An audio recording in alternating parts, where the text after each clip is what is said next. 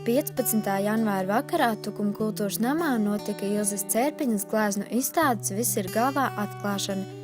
Meitene dejo, bet vēl māksliniece, ja? Un feini. Un Ilzīt, lai tev viss veicams. Radošu veiksmi, enerģiju, vienmēr labas krāsas. Apsveikto mīļus vārdus teikt bija ieradušies Ilzes tuvākie ģimene, draugi, radi, kolēģi, paziņas un pārējie interesanti. Šajā izstādē gleznās vienojošais ir sievietes. Kāpēc? To esot grūti nodefinēt. Ilzei vienkārši gribas gleznot to sejas, tāda kā narkotika, nepārvarama vēlme, nepārprotamas dažādas emocijas un kas notiek viņu galvās. Kā apgalvo viņa pati, izstādes nosaukums liekas pavisam loģisks, jo gan tiešā, gan pārnestā nozīmē sievietē pavisam noteikti viss ir galvā.